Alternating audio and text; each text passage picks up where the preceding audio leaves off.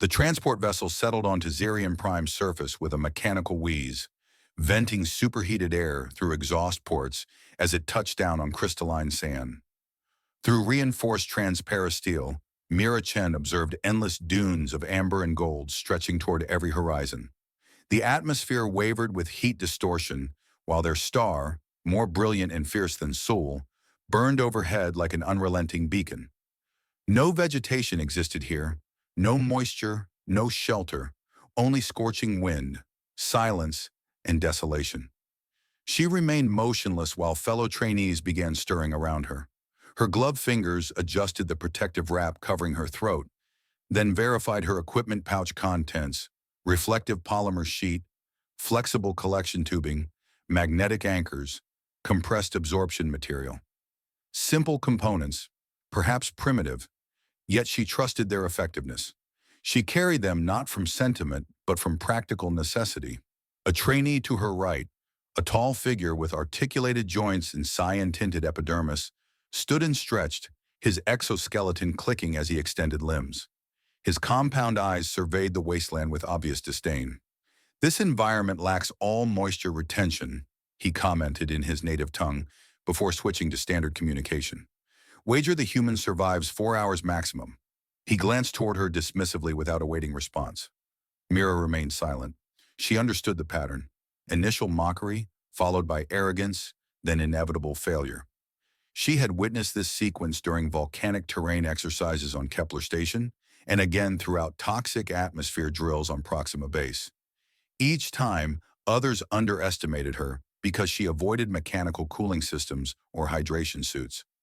However, she had discovered something during her initial months beyond Earth. Humans need not dominate hostile environments. They must comprehend them. The briefing commenced as the vessel's deployment ramp descended. A holographic instructor, a non-corporeal entity projected in generic humanoid form, materialized on the sand. Its voice transmitted directly through neural implants installed in each trainee's auditory canal, bypassing linguistic translation protocols. "Welcome to Survival Assessment 7, the voice announced. "Zerion Prime offers zero surface water, no artificial hydration stations, and no protective zones. Atmospheric temperature will increase 15 degrees per hour until solar maximum, then plateau at extreme heat before rapid nocturnal cooling. You will receive no resupply, no communication access, and no assistance. Assessment duration, 48 standard hours. Objective, endure." The hologram dissolved into light particles, leaving only oppressive quiet. Mira descended the ramp, boots sinking into loose surface sand. Heat already clung to her like static electricity. Others disembarked in scattered groups, some moving with springy confidence of species adapted to arid climates or reduced gravity. A spherical trainee from the Centauri Collective unfurled a hydrogel membrane across her frame. Another tall, iridescent trainee deployed a heat-reflective canopy from his dorsal equipment pack. Mira chose a direction opposite the others, walking toward low-ridge formations. She paused only when reaching the crest of an elevation that provided modest visibility. From there, she surveyed the terrain. No impact craters, no cave systems. Wind followed consistent patterns from the east, carving dune peaks into sharp ridges. Limited information, but sufficient to begin. She dropped her supply pack and withdrew the reflective polymer, unfolding it with deliberate precision. The material crackled softly, catching solar reflections. Using anchors and jagged stones collected during her approach, she began securing the polymer corners in a shallow basin configuration, angled slightly downward. Next, she positioned the absorption material beneath the polymer, anchored in place, with tubing arranged to channel any condensation that might accumulate overnight. The yield would be minimal, but in this environment, every droplet could determine survival. While she worked, several trainees wandered nearby. One, an avian humanoid with golden plumage and triple optical organs, paused and tilted his head curiously. "That resembles Earth camping equipment," he said, voice parched yet amused. "Planning to prepare food while we dehydrate?" She glanced up and nodded once. "I'll prepare food when the star sets." He chuckled and departed, muttering in his species' language. As others scattered across the desert, most constructed temporary shelters, Leaning structures from composite panels or mirrored tarps designed for heat reflection. Some activated thermal resistance fields using remaining portable power reserves. One trainee attempted burrowing into sand for insulation, only to retreat when scalding subsurface layers burned his extremities. Mira avoided shelter construction. She crouched beside her apparatus, adjusting angles and tightening the polymer center so droplets would slide more efficiently toward the tubing. Then she sat on her pack, pulling her wrap over her face to create breathable air pockets. Her eyes remained fixed on the horizon, observing the star's slow progression. Every hour she recorded temperature using a manual measurement device and made notations on cloth beside her. Her survival would depend not on fortune or instinct, but on rhythm, watching environmental signs and allowing the landscape to communicate first. By late afternoon, initial fatigue signs appeared among others. The trainee with the canopy had collapsed beside his structure, mouth agape, eyes inflamed. His hydration system had malfunctioned. The Centauri trainee's membrane had begun withering, indicating critical fluid depletion. Several others called across dunes, hoping for contact, receiving only echoes. Mira stood and relocated to a new dune with clearer western sky visibility. She noted windshift patterns, decreased intensity but still moving, meaning overnight cooling would likely produce atmospheric condensation. She retrieved a second polymer sheet from her pack and began assembling a smaller collection device, this one with steeper inclination and tighter material core. She worked slowly, conserving energy, consuming nothing. At stellar set, sand color deepened to dark gold, and true silence settled over the testing field. One by one, trainees stopped moving. Temperature had stabilized, but the real challenge was beginning. Most had consumed their water capsules during initial hours, expecting hidden reserves or supply drops. There would be none. Not here, not on Zarian Prime. Mira sat beside her collection apparatus as stars emerged overhead. The night would bring cold, but she was prepared. She wrapped arms around knees and watched condensation begin forming. Delicate moisture shimmer on polymer surfaces. Accumulation would require hours before droplets gathered sufficient mass to slide. But they would. She possessed patience. Others were stronger, faster. Some had advanced biology, internal filtration systems, or temperature-resistant organs. But only she had learned to interpret landscapes like written text. As she leaned against her pack and let the sky expand above her, she smiled slightly beneath her wrap. She need not outlast the desert, only listen to it. The desert awakened harshly at dawn. First light crept across ridges like pale fingers, grasping the terrain, bringing not warmth but warning. Night chill receded within minutes as still air surrendered to Zarian Prime's furnace star. Mira stirred beneath her wrap as consciousness returned. Her joints were stiff, but thoughts remained sharp. She sat up carefully, avoiding disturbance to surrounding collection devices, and examined the shallow basin she had arranged the previous night. Her eyes narrowed as she leaned closer. Inside the polymer tubing, she spotted movement. Slow, deliberate droplets sliding downward, converging into a water bead no larger than a fingernail. Her breath caught, minimal volume, but real. She tapped the tube gently, guiding the bead into a tiny collection vial wedged between stones. Another drop followed, then another. Total yield, just under 5 milliliters, enough for several sips. She sat back, muscles aching from cold exposure, but didn't consume the water immediately. She understood better. It must last. She retained the vial, storing it within her jacket fold, close to her chest where heat wouldn't cause unnecessary evaporation. Down the slope, the first scream shattered stillness. She turned sharply, standing quickly and shielding her eyes. One trainee, the Centauri with gel-lined limbs, writhed in sand. Her hydration membrane had completely collapsed overnight. Her physiology, designed for humid, fog-rich climates, couldn't withstand extreme desiccation. Crystalline lines along her torso had fractured. Breathing was erratic. She attempted sitting up, but limbs buckled. No instructors appeared. Automated surveillance drones floated in wide circles above the testing zone, silent and observing. Their optical sensors reflected sunlight, programmed to record, not intervene. Mira watched momentarily, then moved swiftly toward her pack. She withdrew remaining polymer sheet and grabbed thin cord she had twisted from ration bag material the previous day. She ran across sand with deliberate steps, conserving energy with each stride. When she reached the Centauri, she crouched beside her and gently lowered her back to sand. "Don't speak," she said quietly. "Breathe shallow. You're not losing heat yet, just moisture." The Centauri groaned, tongue swollen, eyes cloudy. Mira reached into her jacket, retrieved the vial, uncapped it carefully. She allowed 2 drops to fall onto the trainee's tongue and waited. The body convulsed slightly, but reaction faded to stillness. Mira knew it was barely sufficient, but might provide time. She returned to her camp and began excavating as the star rose rapidly, every minute removing another moisture layer from exposed bodies. She worked quickly, carving a trench half-meter deep, setting polymer in slanted configuration. She placed a stone at center, weighing it down to form a low point, and lined the pit with absorbent cloth. Without additional tubing, she would need to manually collect whatever formed beneath the surface.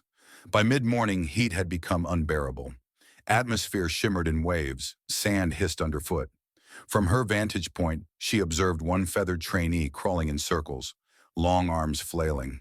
His plumage, once vibrant, was charred at edges. He collapsed face down and didn't rise. Another figure, tall, scaled, with heavy optical shields, staggered toward eastern rocks, moving erratically, stripping off reflective vest as if attempting to breathe through skin. He collapsed near a fractured boulder and began scratching ground, whispering to himself in guttural tones.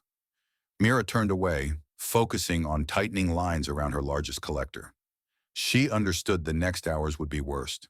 Survival wasn't about reacting to pain. It was avoiding mistakes when consciousness began fragmenting. She maintained slow movements, steady breathing, thoughts on systems rather than symptoms. By noon, sand had turned pale, almost white from stellar radiation. Her clothing adhered to skin, lips cracked, fingers trembled as she worked. But her collection devices functioned. She checked the deepest basin and was rewarded with modest accumulation, perhaps 10 milliliters, enough for another sealed vial. She didn't drink, not yet. She heard movement behind her. Turning, she saw the Centauri trainee crawling slowly toward her camp. Breathing was labored, but limbs moved with direction now, not panic. Mira knelt, helped her sit, then unsealed the vial again. 3 drops, enough to coat throat interior, remind the body it could recover. The trainee blinked once, twice, then whispered something in soft, high-pitched tones. Mira didn't understand the words, but cadence sounded like gratitude. Rustling came from the dune summit. Mira turned sharply.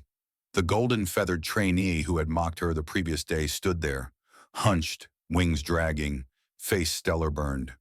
He stared at her apparatus in disbelief. "You created water," he croaked, "with refuse." Mira said nothing. He descended slowly, knees shaking, and knelt beside the basin. He looked as if he might reach for it, but paused. His eyes met hers. He didn't request permission, but didn't take anything either. Mira looked down at her pack. She had sufficient material for one more collection device, perhaps. She stood, picked up remaining cloth strips, and held them toward him. He blinked and accepted them with both hands, claws careful not to tear fabric. He appeared lost. She pointed toward the opposite slope. "Dig shallow, angle the cloth, use stones to weight corners. Let wind work." He nodded once, then stumbled away. By late afternoon, others had begun noticing. Several trainees, those still conscious, began crawling or dragging themselves toward Mira's section of the basin. They didn't speak, only observed. 1 or 2 attempted mimicking her design, folding polymers and stringing cords across hollowed ground. Results were poor. Angles were incorrect. Collection devices collapsed in heat or allowed moisture evaporation before condensation. Mira helped no one directly. She gave no speeches, issued no commands.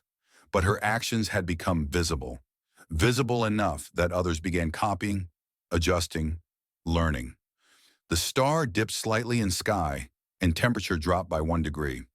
She opened her smallest vial and took her first sip. It was warm, slightly metallic, but her throat welcomed it like a gift. She sat quietly beside the pit, watching final sunlight hours slip across dunes, noting how many trainees had survived the day. Fewer than half, but some were observing wind patterns now, and that meant some would survive. Stars emerged as sharp crystalline points against black sky stretched taut over desert. Mira sat motionless beside her primary dew collection device, legs crossed, arms folded across knees. Her wrap covered the lower half of her face to conserve moisture. Her eyes flicked between Polymer's glistening slope and horizon. Temperature had dropped dramatically, faster than expected, causing upper sand layers to harden into brittle crust that cracked beneath slightest movement. Every breath now curled from her nostrils like fog and faded instantly. She leaned closer to Basin and watched a droplet form, hesitate on Polymer edge, then fall into catchcloth below with faintest sound. She smiled faintly. A second followed, then third. Each was deliberate, silent proof that atmosphere, so brutal in daylight, was quietly generous at night if approached correctly. Behind her, the golden-feathered trainee worked in silence. He had managed copying her collection device with mixed success, placing Polymer too steep initially, which caused condensation to scatter and evaporate before reaching container. But he had adjusted. Mira hadn't spoken to him directly since handing him cloth, but she had noticed his modifications. How he mirrored shallow angles of her device, how he had excavated his basin slightly deeper, with flattened stones instead of claws. He was learning without asking. A shuffling sound caught her attention. The Centauri trainee approached again, dragging scorched fabric behind her. Mira rose and moved to intercept her before she could step into the dew zone. She guided her gently by arm and lowered her beside the older pit. Her condition had stabilized. Limbs no longer shook, eyes had cleared somewhat. She whispered something again, the same phrase as before. Mira didn't understand her language but sensed its meaning more clearly now. It wasn't just gratitude, it was recognition of something shared, something vital. She handed the trainee the smallest vial, which now contained 5 drops of water. The trainee accepted without hesitation and cupped it between long fingers, like it was sacred. She sipped once, then closed eyes and leaned against pit edge, letting cold air wash over her. Wind shifted slightly. Mira stood following its change. It came from north now, drier but more consistent. She adjusted one Polymer sheet angle to face breeze more directly, hoping to capture subtle thermal contrast that encouraged condensation. As she did, she heard footsteps crunching on hard sand, more than one set. She turned and saw 2 figures approaching, one tall, one low to ground. The tall one was scaled reptilian trainee with ridged back and narrow optical slits. His chest heaved with effort, and he held cracked filtration mask in one claw. The smaller figure behind him resembled shelled quadruped with 2 wide-set eyes and trembling gait. Neither looked stable. The reptilian trainee stopped at collection device perimeter and said nothing. His jaw trembled. He looked at Polymer, then at Mira, then down at sand. He didn't ask. Mira walked to her pack and retrieved last salvage cloth and small strip of adhesive resin. She held them out. The reptilian trainee blinked twice, then knelt slowly and began excavating. The quadruped lowered himself nearby and simply lay still. She crouched beside them both and drew quick diagram in sand. 2 arrows for airflow, a slope, a center point. The reptilian nodded once, then began mimicking the shape with clumsy but determined claws. She stayed beside him briefly, watching him adjust angle with scales scraping rock. It was sufficient. She returned to her station and checked largest basin. Cloth inside had darkened with moisture, enough for nearly 15 milliliters this time. She used tubing to draw liquid into fresh vial and capped it tightly. Her hands trembled slightly from cold, but she welcomed the sensation. Bodies stayed sharper when chilled, slower to burn resources, less prone to misjudgment. Heat-induced mistakes, cold-induced calculation. Sky above remained clear, stars unmoving. Zarian Prime's moons hadn't risen yet, leaving night deep and unrelenting. Yet in this darkness were small glimmers, glints of Polymer, huddled figures, quiet breathing. Desert had gone from silence to rhythm. Mira sat again and pulled out paper scraps she had written on the previous night. She turned it over and scribbled new notation. Phase 2 working. Polymer slope 35 degrees, output at wind-facing axis, peak yield after 2 a.m. She underlined the final phrase. It meant she must stay awake. Around her, other trainees had stopped collapsing. Now they watched. Some had moved closer, careful not to cross into her workspace.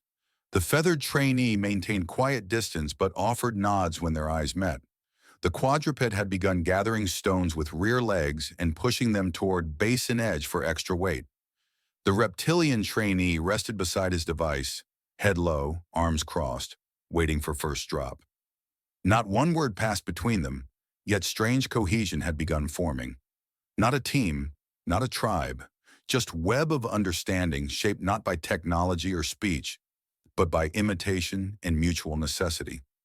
As night's second hour deepened, air grew colder and stars seemed to throb against velvet sky. Mira's collection devices filled slowly. She counted 17 drops in main basin. She stored them. She checked others. Smaller yields but functional. She rotated cloth in one, used breath to warm another, shifted weight on north-facing pit. Then she sat back. One by one, trainees followed her lead. They adjusted designs, rotated claws, mimicked gestures. Some failed, others succeeded modestly. It didn't matter, the shift had already occurred. Just past 3 a.m., the Centauri trainee lifted her head and looked at Mira. "You are not afraid," she whispered, voice barely audible. "I am cautious," Mira replied softly. The trainee tilted her head, "But not afraid." Mira didn't answer. Instead, she leaned forward and added more words to her notation. "Fear wastes energy. Precision saves life." Then she tucked paper into jacket, stood slowly, and checked collection devices one more time. Cold was harsh now. Fingers ached. Lips had cracked further. But she had sufficient liquid to survive until sunrise. She glanced around small crescent of figures crouched near makeshift basins. Some had fire in eyes again. Dull, quiet determination. Others still looked hollow but stayed near warmth of effort. None had collapsed since sunset. When she finally sat again, she allowed herself single sip. Just one. It tasted like metal and dust and sky, but it was hers and she had earned it. By time first pale rays split horizon, Mira had already packed collection devices and buried used cloth to preserve moisture. She worked in silence, fingers stiff from cold but movements deliberate and practiced. Soft wind curled over sand, dry and whispering, bringing with it sense of inevitable heat approaching fast and punishing. She stood and scanned small perimeter of devices around her. 4 were her own, 3 were crude imitations built by trainees she hadn't spoken to yet. Those trainees now guarded makeshift basins with quiet intensity, shielding them from rising light with rock slabs or shadowed cloth. Night had changed them. Desert had begun its teaching, not with lectures or alerts, but with silence, scarcity, and slow salvation. The feathered trainee hadn't slept. He crouched by his basin, adjusting cloth with sharp, trembling fingers. When polymer shifted in wind, he pinned it down with bone fragment he had found nearby. His eyes darted between his work and Mira, as if seeking reassurance without asking. She gave him none, but he seemed steadier now, driven more by observation than desperation. The reptilian trainee stood at dune edge, head lifted toward east, scales reflecting orange light. His collection device hadn't produced much, but had yielded enough to keep him moving. He hadn't spoken either, but posture was more upright now. He carried discipline of someone who had tasted failure and decided not to repeat it. Mira knelt beside her main basin and extracted final drops into vial. She drank without ceremony. Her throat welcomed warmth, and her body, despite fatigue, felt grounded. She had learned long ago not to celebrate small victories, just recognize them, log them, build upon them. Around mid-morning, shimmer rose on basin's far side. A figure emerged, tall, angular, with draped cloak scorched along one side. The trainee's gait was labored, hydration suit ruptured along seams, skin pale and semi-translucent, flecked with dust. He paused halfway down slope, swaying, then dropped to one knee. Mira stood. She hesitated. She had no extra water, no remaining cloth, no materials for another collection device. But she did have trench excavated nearby from her second failed attempt the previous night. It had remained shaded for hours. She moved toward trench, uncovered it, gestured to trainee to come forward. He crawled now, inch by inch, until reaching shaded pit. She helped him inside, then tore a strip from inner shirt and soaked it with remaining condensation on inner wall. She pressed it gently to his lips. He didn't resist. His eyes closed as moisture touched tongue. "Breathe through your nose," she said softly. "Don't talk." He nodded faintly. Shoulders dropped. Wind picked up again, pushing coarse sand in slow waves across flat terrain. Star was fully overhead now, and ground shimmered with dry light. Other trainees had begun building windbreaks, crude shapes from scavenged ration panels, broken polymer, even torn uniforms. Mira noticed how they had begun copying her structure from first day, not just in function, but in discipline. She watched one trainee wipe hands clean before adjusting cloth angle, careful not to damage fabric with oily fingers. She watched another excavate deeper pit, motion slow, rhythmic. The Centauri trainee had become more mobile. She now carried her own polymer in one arm, helping another trainee construct mirrored shelter. She hadn't spoken since night, but when her eyes met Mira's, something unspoken passed between them. Gratitude, yes, but more than that. Mutual certainty. In late afternoon, Star burned white above horizon. Air rippled with radiated heat, and distant dunes seemed to melt into one another. Several trainees had begun murmuring to themselves again. Those who hadn't joined Collection Device Network, those who had clung to technology that now sat in melted pieces beside their bodies. One trainee, pale serpentine female with 4 optical lenses, sat beneath fractured canopy. Her tongue darted out rapidly, sign of escalating dehydration. Mira approached cautiously, offering her own shadow as brief respite. She knelt, examined trainee's limbs. Pulse faint, eyes dry, skin dry, suit ruptured. No collection device, no container. Mira returned to pack and retrieve palm-sized polymer scrap she had been saving to patch torn footwear. It would serve better here. She wrapped it into cone, poured 2 drops of collected water into it, returned to trainee. Without speaking, she held cone to trainee's mouth. The trainee didn't resist. She took water with tongue flick and curled into herself. Less rigid now. Mira shaded her with scarf for several minutes until breathing slowed, then rose and walked back to camp. She didn't expect applause. She didn't need it. Collection devices had now spread across slope. More than a dozen, each slightly different, adjusted by species that built them. One had vertical spines added to catch wind more directly. Another used skin shed resin for anchoring. Some were elegant, some barely held shape, but they worked. In silence between wind gusts, there were now sounds of shifting stones, polymer fluttering, footsteps driven not by panic but by method.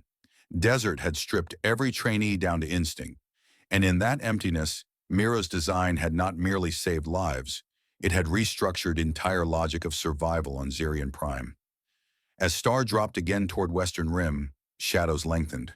Trainees began anchoring collection devices for next night. Those who still had energy helped others. Feathered trainee offered his last intact cord to Reptilian, who used it to secure a larger canopy.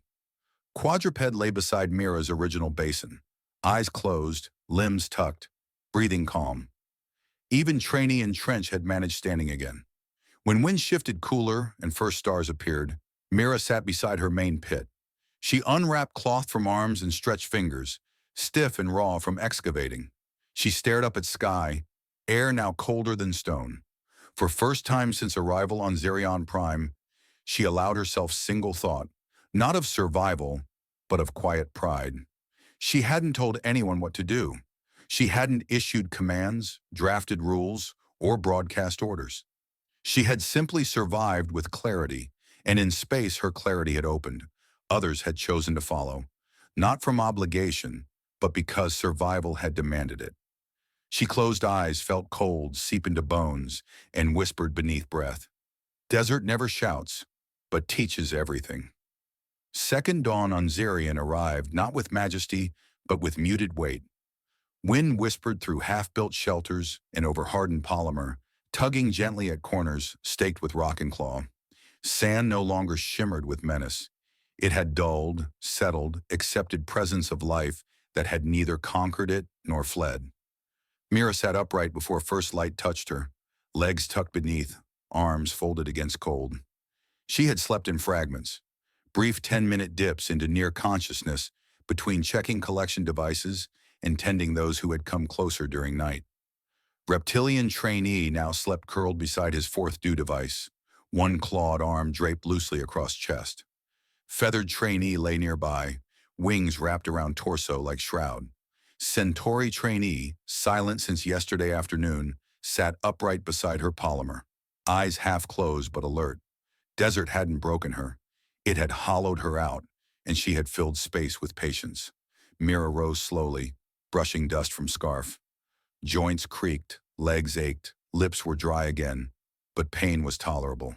She moved to largest pit, an uncapped vial tucked into stone hollow. 7 drops, not much but enough to split between 3. She poured into flattened dish and walked toward feathered trainee. When he stirred, she handed it to him without speaking. He took it, nodded, then passed wordlessly to reptilian trainee. Reptilian looked at her, but said nothing. He simply drank and handed it back. Centauri trainee declined with gesture.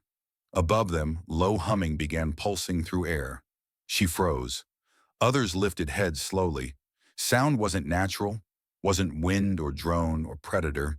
It was deep, mechanical, full of rhythm and propulsion. She stepped on to rise above dew pits and narrowed eyes. From beyond southern dune line, transport vessel approached. Military model, dull gray, wide wings, slow rotation thrusters. Its presence didn't alarm her, but timing surprised her. She thought she had another 6 hours before retrieval. She turned to face remaining trainees, now stirring beneath star. Some covered eyes, others stood with effort. Several stared blankly, too exhausted to react. Vessel circled once, then descended just outside original drop zone. Hatch remained closed for almost full minute, as if someone were watching first. Then ramp opened with hydraulic hiss. From inside, 3 instructors stepped down. One bipedal with elongated sensory limbs, another crystalline. Third, a human woman in gray flight suit with Galactic Survival Academy emblem on chest. Her expression was unreadable behind dark lenses. She approached nearest trainee and scanned him with handheld bioanalyzer. Device blinked yellow, not critical. Crystalline instructor walked directly toward Mira's cluster of pits. He stopped beside deepest one, bent slightly at waist, ran hand just above edge, careful not to disturb polymer. He straightened slowly and turned to human instructor. She extracted water without technology, he said in fractured tone. Every drop was atmospheric, human instructor added, reviewing datapad. She stabilized 7 trainees without issuing commands, no emergency beacon, no extraction attempt. Bipedal instructor spoke last. She converted desert exposure into cooperative survival node using instinctive engineering. No casualties in her proximity. Dozens more failed with full tech access. Human instructor lowered datapad and approached Mira. Name? She asked flatly. Mira Chen, Mira said, voice hoarse but steady. Instructor nodded. Your design will be submitted to Atmospheric Emergency Curriculum for review. We will tag it under your name unless you prefer anonymity. Mira shook head. Put it on record. Instructor reached into utility belt and pulled out circular patch marked with minimalist emblem.